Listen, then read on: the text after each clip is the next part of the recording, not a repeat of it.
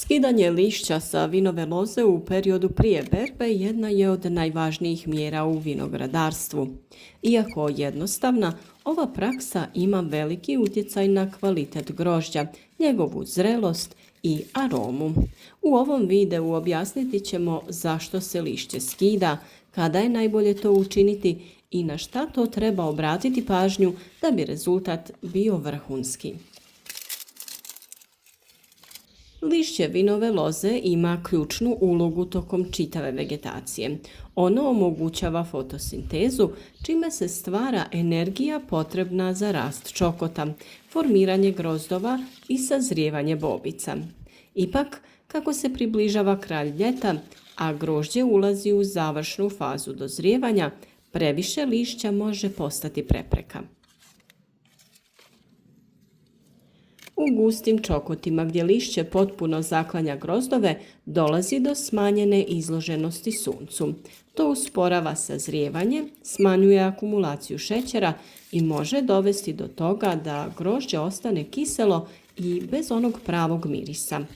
Osim toga, vlaga koja se zadržava između lišća i grozdova stvara idealne uslove za razvoj nekih gljivičnih bolesti poput sive plijesni, naročito ako se radi o kišnoj godini.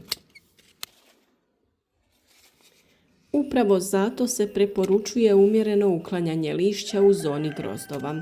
Cilj ove mjere nije ogoliti čokot, već omogućiti bolju cirkulaciju zraka, više svjetla i optimalne uslove za ravnomjerno i brzo dozrijevanje plodova.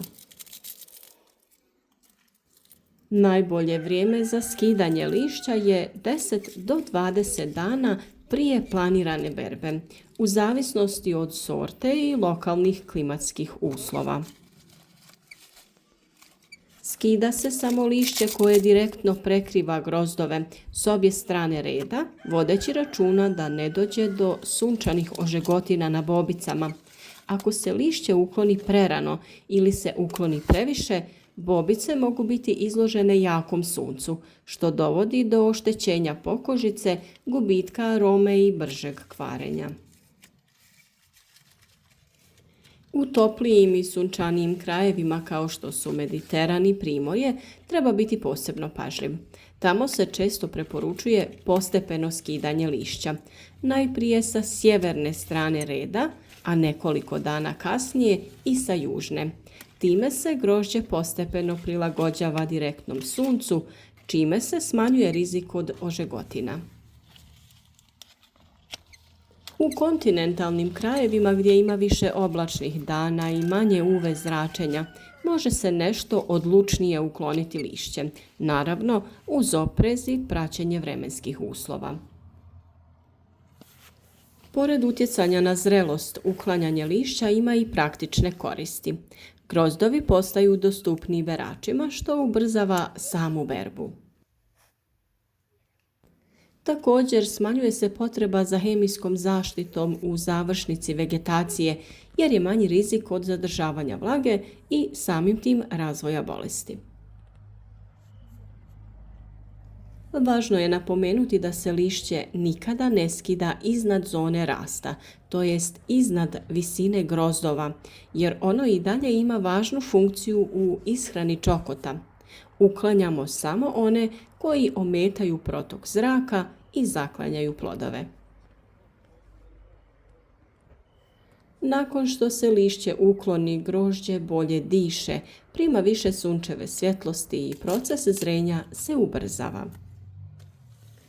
Bobice tako postaju slađe, kožica tanja i aromatičnija, a u vinogradima namijenjenim za proizvodnju vina dobije se mošt sa više šećera, boljom strukturom i izraženijim sortnim karakteristikama. Kod stolnih sorti efekat je još vidljiviji. Grozdovi dobivaju ljepšu boju, sjaj i komercijalnu privlačnost. Potrošači više cijene ujednačeno zdravo i zrelo grožđe, a to se direktno odražava i na tržišnu vrijednost. Na kraju važno je podsjetiti da je svaka vinova loza različita, pa se količina lišća koju treba ukloniti određuje prema sorti, bujnosti čokota klimatskim uslovima i stanju zrenja.